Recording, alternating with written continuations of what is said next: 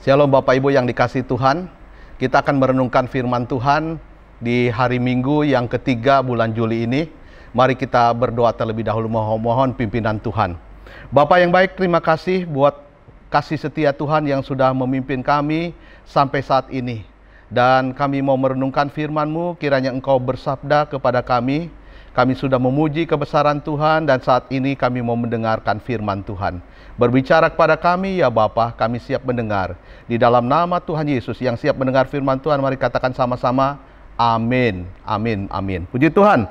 Bapak Ibu yang dikasihi Tuhan, di minggu yang ketiga ini kita masih membahas mengenai tema visi gereja kita. Bagian yang ketiga di minggu yang ketiga ini, tema kita yaitu berkaitan dengan visi gereja kita menjadi berkat dalam gereja dan masyarakat. Minggu yang pertama sudah dibahas, saudara, bahwa visi gereja kita adalah membawa orang pada Kristus. Jadi orang yang belum percaya Tuhan dibawa kepada Kristus. Dan minggu yang lalu kita sudah membahas mengenai tema yaitu bagaimana mereka yang sudah dibawa Kristus akan dibimbing masuk dalam satu perjalanan rohani untuk makin serupa dengan Kristus. Dan di minggu yang ketiga ini kita akan membahas bersama-sama bahwa setiap orang yang beribadah di GKBJ setelah mereka serupa dengan Kristus maka harus menjadi berkat dalam gereja dan masyarakat. Inilah tema kita pada minggu ini, yaitu menjadi berkat dalam gereja dan masyarakat. Bapak Ibu Saudara yang dikasihi Tuhan, setiap orang yang sudah menjadi serupa dengan Kristus haruslah menjadi berkat dalam hidupnya untuk gereja dan masyarakat, bahkan untuk dunia ini. Firman Tuhan saya dasarkan pada pagi hari ini dari dua ayat firman Tuhan, yaitu 1 Petrus 3 ayat yang ke-9 dan Efesus 2 ayat yang ke-10. Demikian saya akan bacakan 1 Petrus 3 ayat yang ke-9b ya. Hendaklah kamu memberkati, karena untuk itulah kamu dipanggil dan untuk memperoleh berkat. Sekali lagi, hendaklah kamu memberkati, karena untuk itulah kamu dipanggil, yaitu untuk menjadi berkat. Lalu Efesus 2 ayat yang ke-10. Karena kita ini buatan Allah, diciptakan dalam Kristus Yesus untuk melakukan pekerjaan baik yang dipersiapkan Allah sebelumnya. Ia mau supaya kita hidup di dalamnya. Bapak Ibu yang dikasihi Tuhan, setiap organisasi pasti memiliki visi. Demikian juga setiap orang haruslah memiliki visi di dalam kehidupannya. Karena dengan memiliki visi, maka hidup kita menjadi berarti. Orang yang tidak punya visi di dalam kehidupannya, dia tidak akan jelas arah tujuan kehidupannya. Tujuan hidupnya bisa saja berhenti. Tujuan hidupnya menjadi tidak bergairah. Semangat pun juga akan hilang. Tanpa tujuan hidup akan membosankan. Di Indonesia ini ada seorang dokter, namanya adalah Dr. Lee Agustinus Darmawan. Kita tahu mungkin kisah dia adalah seorang dokter yang punya visi dalam kehidupannya untuk menolong orang-orang yang sakit yang ada di pedalaman, khususnya di Indonesia Timur. Dan dia ingin menolong, menyelamatkan orang-orang yang sakit, orang-orang yang miskin, orang-orang yang tidak bisa membayar biaya dokter. Dan untuk itulah dia terpanggil untuk membuat sebuah kapal apung. Kapal apung yang bernama Dr. Lee Darmawan. Nah, Bapak Ibu Saudara, kita mendengar kisahnya bahwa kapalnya itu karam dan dia harus mengganti dengan kapal yang baru.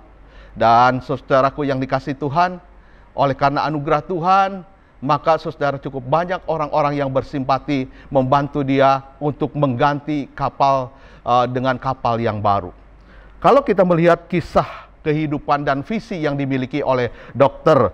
Lee Darmawan ini, dia memiliki kerinduan untuk menolong orang-orang yang miskin, orang-orang yang sakit. Padahal dia adalah seorang dokter yang harusnya menjadi dokter yang terkenal.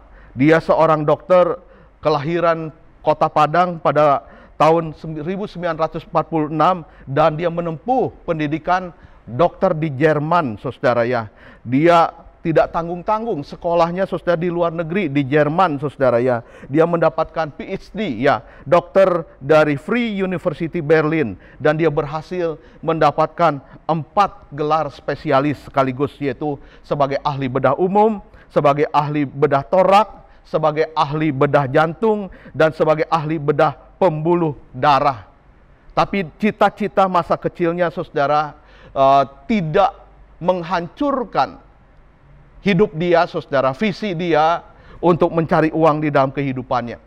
Sehingga saudara dia kembali ke Indonesia, walaupun mungkin bisa saja saudara dia berkarir di Jerman dan dia akan mendapatkan uang yang banyak. Namun dia memiliki hati dan dikembali lagi ke Indonesia. Dia saudara memiliki kerinduan untuk menolong sesama mereka yang miskin. Bahkan saudara dia berkata, kalau kamu menjadi dokter, kamu jangan memeras orang miskin. Mereka akan membayar, tapi mereka akan menangis karena mereka pulang tidak punya uang untuk membeli beras. Saudara yang dikasihi Tuhan, dia ingin menolong orang yang dalam kesusahan. Hidupnya benar-benar saudara berarti. Hidupnya menjadi berkat bagi orang-orang yang orang-orang yang dalam kesusahan. Visi GKBJ adalah menjadikan Anda dan saya menjadi berkat di gereja ini, di luar gereja ini, di masyarakat saudara, dimanapun kita berada. Kita harus menjadi berkat saudara, dimanapun kita berada. Apa alasannya? Mengapa kita harus menjadi berkat?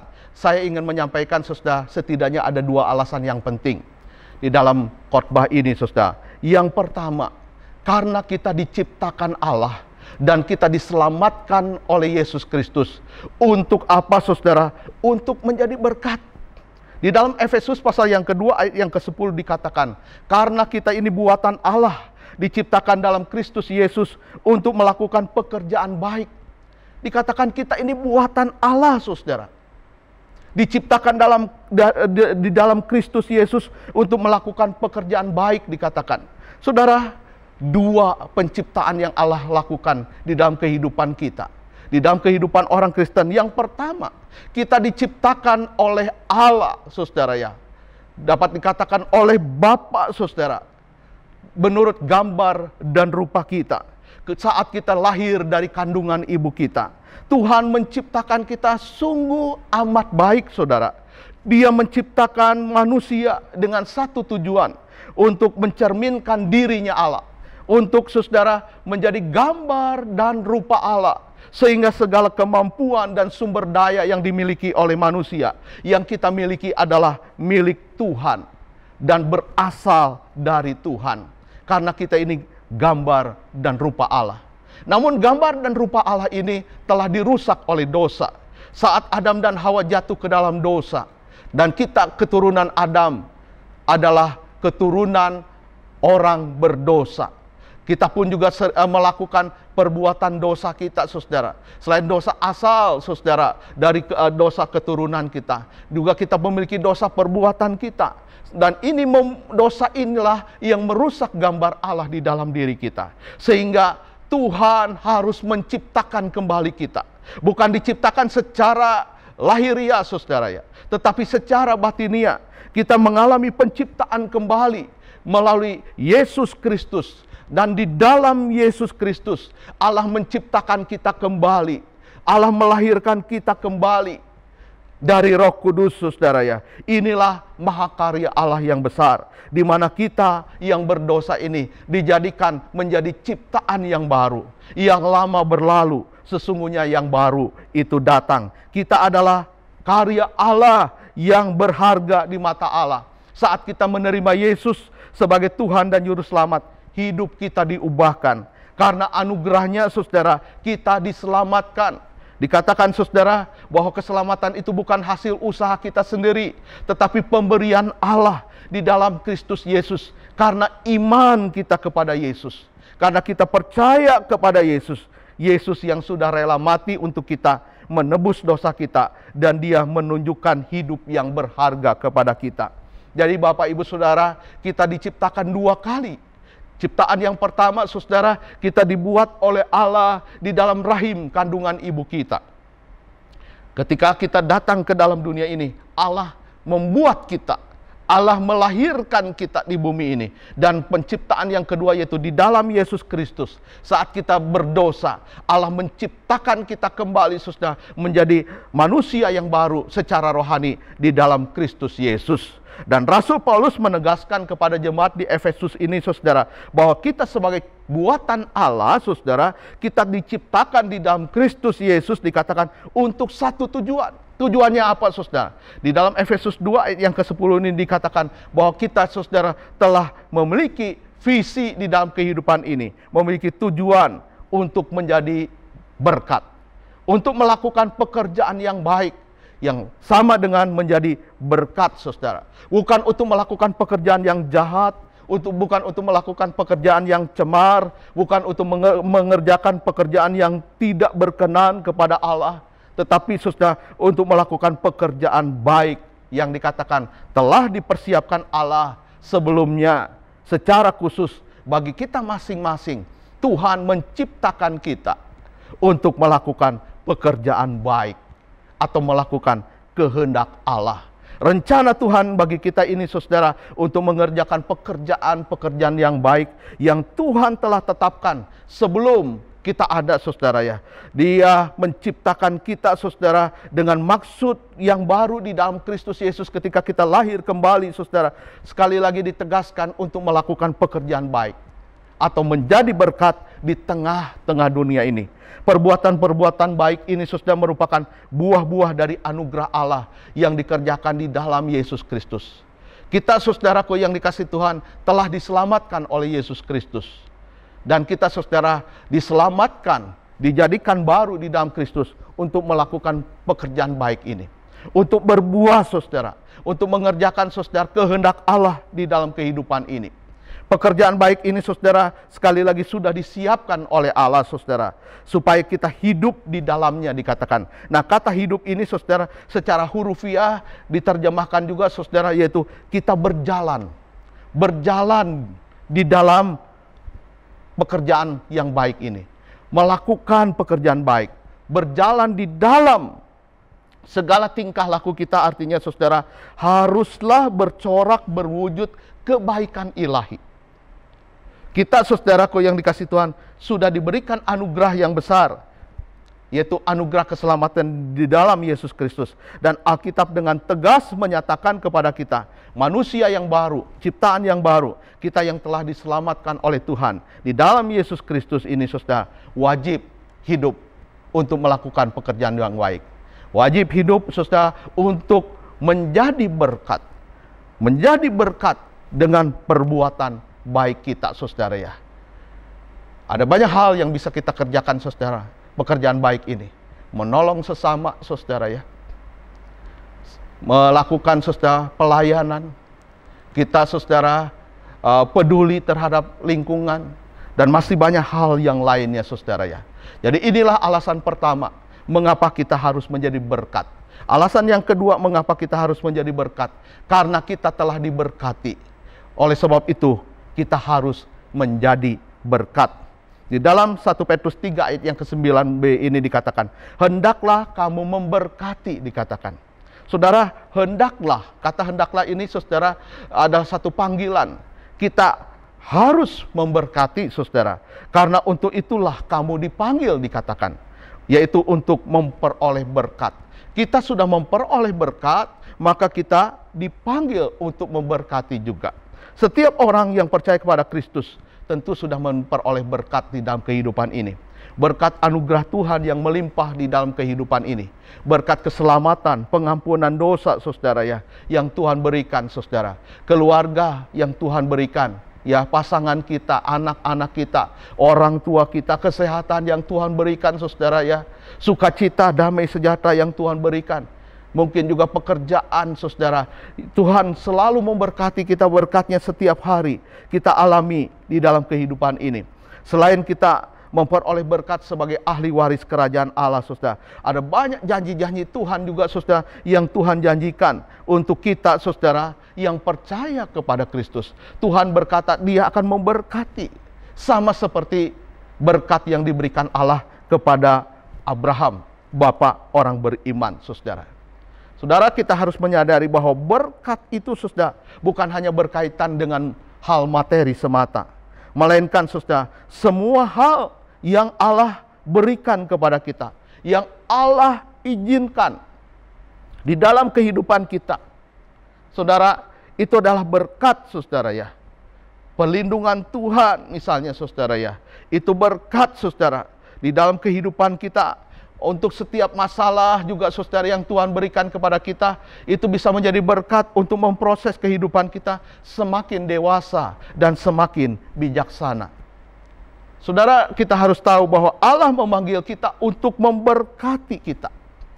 Allah memanggil kita juga, saudara, bukan hanya memberikan pengampunan dosa dan keselamatan, tetapi, saudara, Allah mau memberikan berkat-Nya kepada kita. Saudara, kisah Abraham, saudara, menjadi satu contoh bagi kita, saudara. Bagaimana Allah memberkati setiap anak-anaknya. Di dalam Kejadian pasal yang ke-12 ayat yang kedua, Allah berkata kepada Abraham, "Aku akan membuat engkau menjadi bangsa yang besar dan memberkati engkau, serta membuat namamu masyhur, dan engkau akan menjadi berkat." Saudara, untuk menerima berkat Tuhan, Abraham itu diproses oleh Allah. Dia keluar dari zona nyamannya, saudara ya. Dia keluar dari negeri asalnya, dari lingkungan-lingkungan, saudara, yang nyaman, berada di lingkungan satu keluarga, saudara. Dia harus meninggalkan bapak dan ibunya, saudara. Namun ketaatan dia, saudara, kepada panggilan Tuhan ini, saudara, yang merupakan ketaatan yang patut kita teladani. Abraham pergi melakukan apa yang diperintahkan Tuhan kepadanya. Dan di sanalah Abraham menikmati berkat-berkat Allah yang sempurna. Ketika kita taat kepada Tuhan seperti Abraham, maka kita akan menerima berkat-berkat Allah yang sempurna. Seringkali kita sebagai manusia tidak mau keluar dari zona nyaman kita. Kita tidak mau mendengar serta taat kepada suara Tuhan, sehingga kita, saudara, tidak mengerti dan tidak mendapatkan berkat secara sempurna di dalam kehidupan ini. Namun Abraham, sekali lagi, berkat, saudara, ketaatannya kepada panggilan Tuhan. Karena dia sungguh-sungguh taat kepada Tuhan, maka dia memperoleh berkat dari Tuhan. Saudara, tujuan Allah memberikan berkat kepada Abraham, saudara, adalah supaya Abraham menjadi berkat bagi bangsa-bangsa lain, menjadi berkat bagi orang lain. Allah memberi kepada Abraham, saudara, tanah perjanjian Allah, tanah yang subur. Allah juga memberikan berkat keturunan, meskipun harus melalui proses yang panjang ketika dia menantikan kelahiran anaknya Ishak. Tetapi, saudara, berkat Tuhan diberikan kepada Abraham. Abraham benar-benar, saudara, menerima janji Allah bahwa keturunannya akan seperti bintang di langit banyaknya. Pemeliharaan Allah, saudara, begitu luar biasa di dalam kehidupannya. Allah selalu menyertai dia. Selain berkat-berkat materi juga yang disediakan oleh Allah kepada Abraham. Namun Abraham, saudara, bukan hanya menerima berkat. Abraham dipanggil untuk memberkati orang lain. Demikian halnya juga dengan kita, saudara. Kita yang sudah diberkati oleh Tuhan Yesus, berkat keselamatan, pengampunan dosa, sukacita, damai sejahtera, kesehatan, perlindungan Tuhan, kasih setia Tuhan, dan masih banyak hal lain lagi yang Tuhan berikan kepada kita. Saudara, haruslah kita, saudara, syukuri itu, dan kita, saudara, kembalikan kepada Tuhan. Bahkan juga, saudara, kita bagikan kepada orang lain. Kita harus memberkati orang lain. Keinginan untuk diberkati adalah hal yang wajar, saudara. Tetapi keinginan memberkati orang lain, itulah yang luar biasa. Maukah Bapak Ibu menjadi orang yang luar biasa, orang Kristen luar biasa? Kita bukan hanya menjadi orang Kristen biasa-biasa saja, saudara, tapi kita menjadi orang Kristen yang luar biasa. Anda dan saya kalau hanya ingin diberkati Tuhan, itu menjadi orang Kristen yang biasa-biasa saja. Itu orang Kristen yang, saudara, ya standar saja. Namun, saudara, kalau kita mau menjadi orang Kristen yang luar biasa, Orang Kristen, saudara, yang sungguh-sungguh taat kepada Tuhan. Seperti Abraham. Abraham, saudara, diberkati untuk memberkati bangsa lain. Demikian juga kita, saudara. Kenapa, saudara, kita juga dituntut hal yang sama? Karena Abraham dan kita adalah, saudara, anak-anak Tuhan. Allah Abraham, Ishak dan Yakub adalah Allah kita. Allah Israel. Dan kita adalah Israel secara rohani. Allah kita bagaimana, saudara? Allah kita adalah Allah yang murah hati. Sebab itu dia katakan, hendaklah kamu murah hati sama seperti Bapamu yang di surga adalah murah hati. Demikian juga saudaraku yang dikasihi Tuhan. Amsal pasal 11 ayat 24 berkata, ada orang yang menyebar harta tetapi bertambah kaya. Ada orang yang menghemat secara luar biasa namun selalu berkekurangan. Siapa banyak memberi berkat, diberi kelimpahan. Siapa memberi minum, ia sendiri akan diberi minum. Saudara, hidup ini, saudaraku yang dikasihi Tuhan, kita harus memberkati orang lain. Supaya kita semakin diberkati Tuhan. Saya terkesan, saudara, tukang sayur langganan istri saya setiap hari datang di rumah saya. Saudara, kemarin dia bilang sama istri saya yang sudah beberapa hari tidak belanja. Dan ketika istri saya semenunu berbelanja, si abang ini katakan, Bu, kalau mau uangnya baru, ibu harus belanja. Dengan belanja, ibu keluar uangnya yang lama dan nanti akan dikasih uang yang baru. Saudara pikir-pikir betul juga ya, saudara ya. Ketika kita memberkati orang lain, kita akan diberikan berkat yang baru oleh Tuhan. Seperti air sumur, saudara. Air sumur itu, saudara, ketika diambil airnya dari sumur itu, air itu, saudara, keluar lagi yang baru. Diambil lagi, keluar lagi yang baru. Itulah, saudara, berkat dari Tuhan. Saudaraku yang dikasihi Tuhan, hidup adalah anugerah dan kesempatan. Bagaimana supaya kita menjadi berkat bagi orang lain, bagi orang-orang yang ada di sekitar kita. Di dalam Kisah Para Rasul pasal yang ke-11 ayat 27 sampai ayat yang ke-30 ya saudara. Saya ingin bacakan untuk kita semua. Pada waktu itu datanglah beberapa nabi dari Yerusalem ke Antiokhia. Seorang dari mereka yang bernama Agabus bangkit dan oleh kuasa roh ia mengatakan bahwa seluruh dunia akan ditimpa bahaya kelaparan yang besar. Hal itu terjadi juga pada zaman Claudius. Lalu murid-murid memutuskan untuk mengumpulkan suatu sumbangan sesuai dengan kemampuan mereka masing-masing dan mengirimkannya kepada saudara-saudara yang diam di Yudea. Hal itu mereka lakukan juga dan mereka mengirimkannya kepada penatua-penatua dengan perantaraan Barnabas dan Saulus. Saudara, diceritakan, saudara, satu hari ketika beberapa nabi datang dari Yerusalem ke Antiokhia. Orang Kristen di Antiokhia di sana, saudara, mereka menyambut para nabi ini. Dan salah satu nabi Agabus, saudara, dipenuhi dengan Roh Kudus.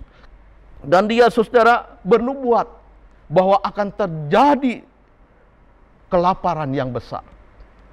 Saudaraku yang dikasihi Tuhan, saat itu, saudara, pada zaman Claudius dikatakan, zaman pemerintahan Claudius, dan benar-benar, saudara, saat kelaparan itu terjadi, saudara, apa yang mereka perbuat?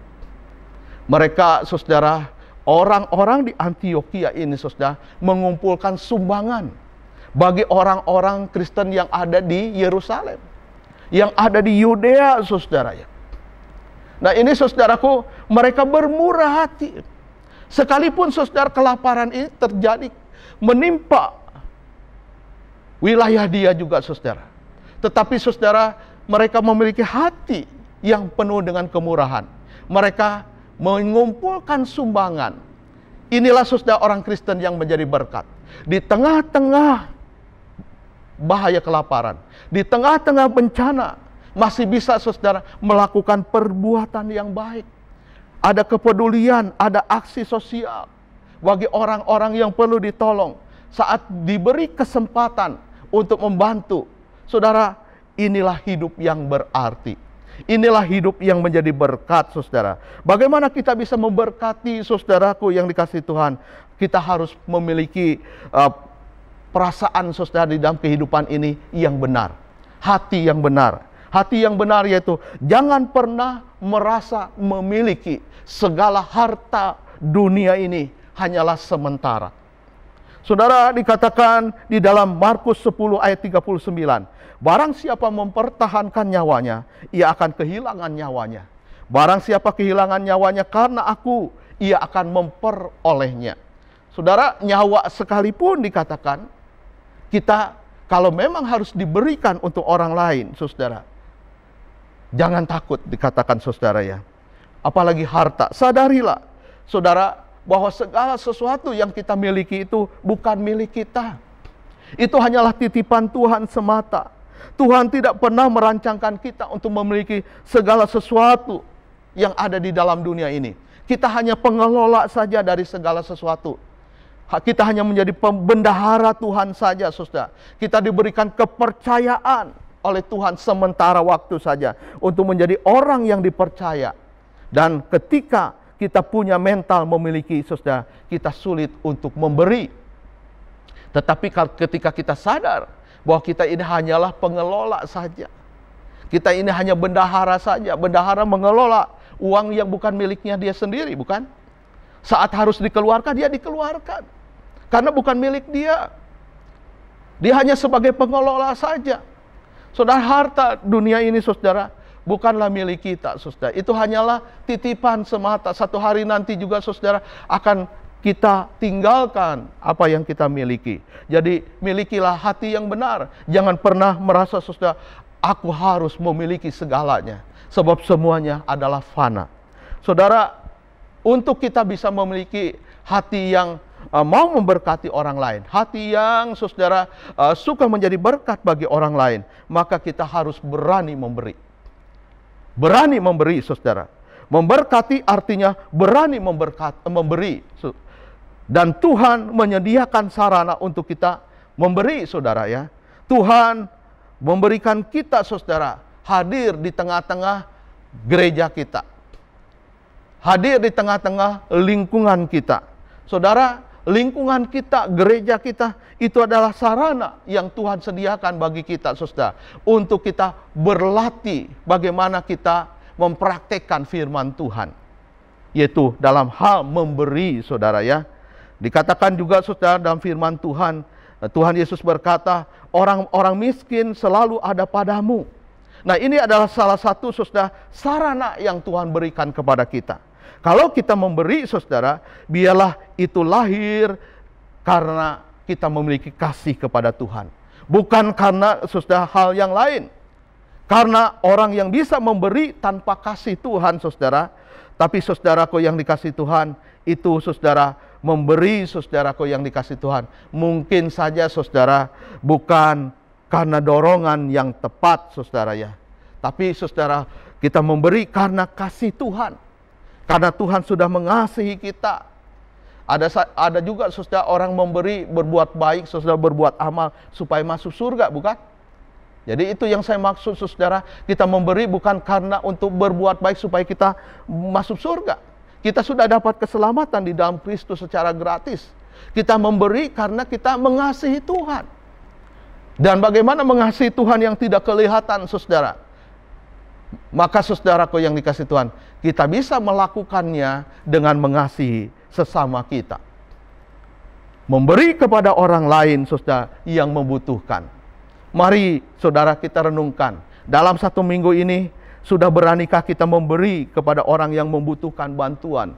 Orang yang ada di sekitar kita. Pengamenkah?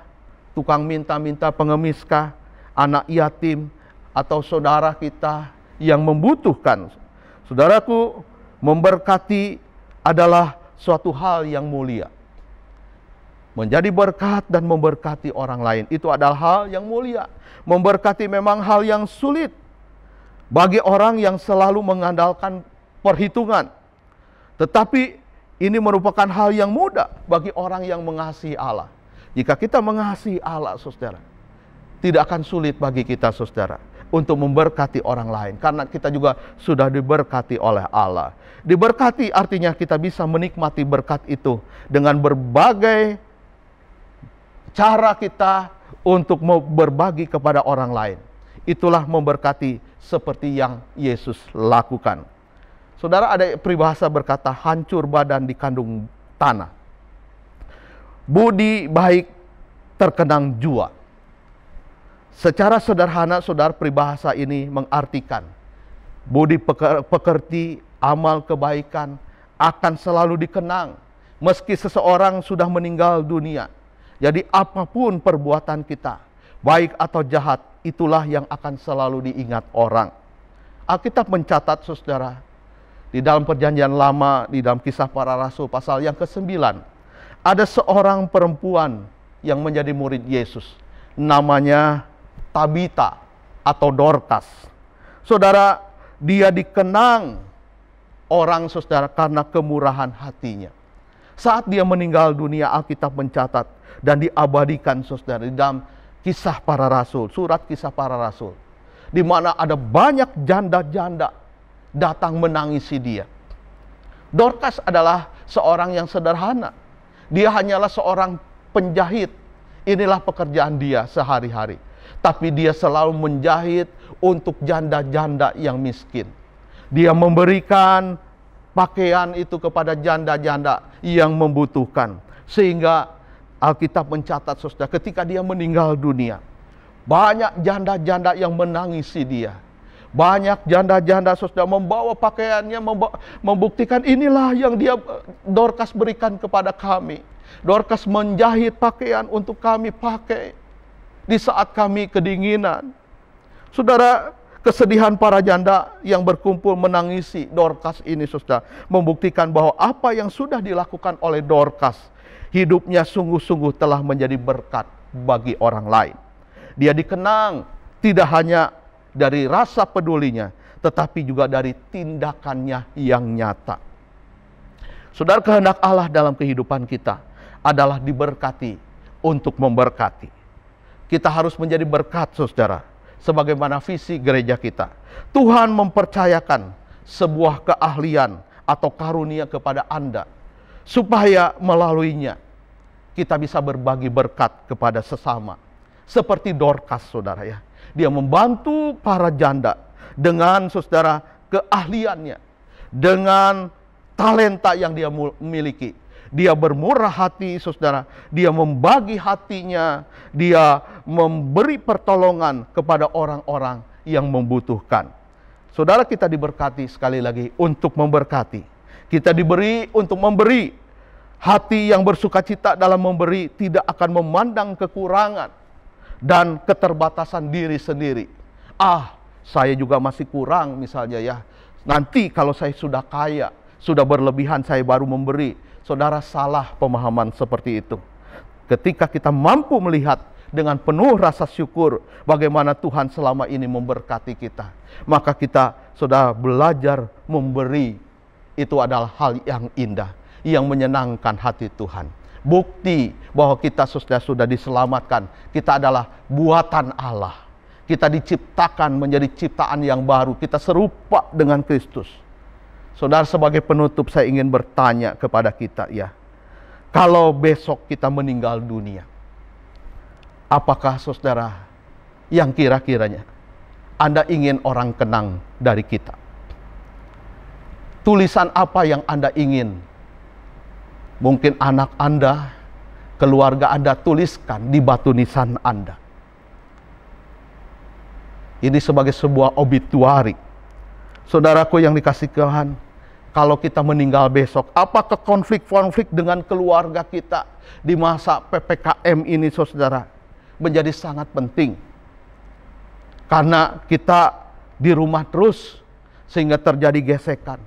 Apakah rumah yang berantakan gara-gara semua penghuninya sibuk dengan pekerjaan, dengan belajar, bermain di situ, saudara, membuat kita terganggu? Apakah kita akan terus membuka situs-situs pornografi? Apakah kita akan menumpuk harta karena kita egois dan kita pelit, padahal besok tidak akan kita bawa?